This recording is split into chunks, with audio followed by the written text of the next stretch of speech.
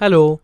आज आपण 3 अंकी संख्यांची वजाबाकी करण्याच्या काही खूप सोप्या आणि वेगवेगळ्या पद्धती बघणार आहोत. तर समजा आपल्याला इथे गणित सोडवायचं आहे 357 वजा 156. तर हा व्हिडिओ तुम्ही इथेच थांबवून पहिले हे स्वतः सोडवून बघा आणि तुमचं उत्तर लगेच नाही आलं तरी काही हरकत नाही, आपण हे नंतर सोडवणार आहोतच. चला तर आपण इथे एकत्र सोडवून बघूया. तर पहिली वजाबाकीची पद्धत म्हणजे आपण वजा करायची जी संख्या आहे 156 तिच्या स्थानानुसार सुट्टी करूया, म्हणजेच तिच्या विस्तारित रूपामध्ये ती करूया.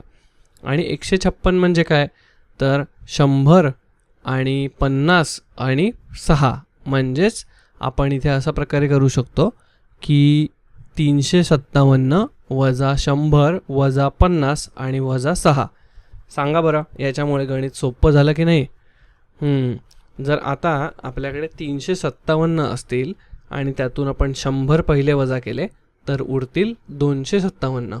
आणि या 257 मधून आपण 50 जर कमी केले तर आपल्याकडे दशकाच्या घरामधला 5 दशक हे वजा केले जातील आणि दशकाच्या घरामध्ये 0 उरतील, म्हणजेच आपल्याला किंमत मिळेल 207. आणि शेवटी या 207 मधून 6 वजा केले तर आपल्याला मिळतील 201. छान. तर अशा प्रकारे ही वजाबाकी करायची एक अतिशय उत्तम पद्धत आपण इथे बघितलेली आहे. आता याच्या पुढे आपण दुसरी पद्धत बघूया. तर वजाबाकी करायची अजून एक सोपी पद्धत म्हणजे संख्यांमध्ये बदल करणे.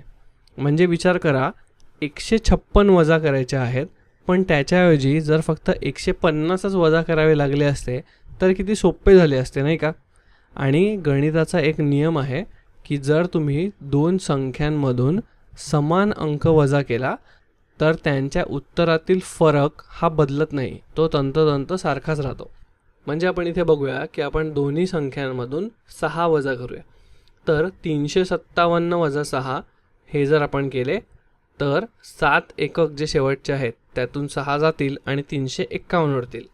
आणि त्याच्यानंतर आपण 156 मधून पण 6 वजा केले तर मिळतील 150. आता आपली नवीन वजाबाकी काय झालेली आहे, 351 वजा 150. आता तर हे सोडवणे खूपच सोपे आहे. म्हणजे 3 शतकामधून 1 गेला तर उरले 2 आणि 5 दशकामधून 5 दशक गेले की राहिले 0 आणि एकक स्थानी जो 1 आहे तो तसाच येईल, म्हणजे पुन्हा आपल्याला उत्तर मिळाले 201. छान. आता आपण तिसऱ्या पद्धतीने हे गणित सोडवून बघूया.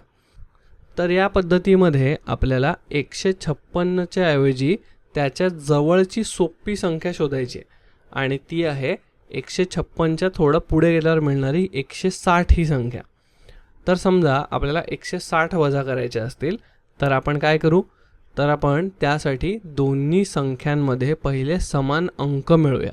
म्हणजे 156ला आपल्याला 160 करण्यासाठी त्याच्यामध्ये 4 बेरीज करावे लागले, 4 मिळवावे लागले. आणि आपण त्याच्यामुळे काय करूया, आपण दोन्ही संख्यांमध्ये 4 बेरीज करूया. आणि 357 अधिक 4 केले तर आपल्याला 361 मिळतात आणि 156 अधिक 4 केले तर आपल्याला 160 मिळतात. म्हणजे आपल्याला नवीन वजाबाकीचं गणित मिळालेलं आहे 361 वजा 160. आणि यातून जर आपण आधी 100 वजा केले तर आपल्याला मिळतील 261 आणि त्यातून 60 वजा केले तर आपल्याला मिळतील 201.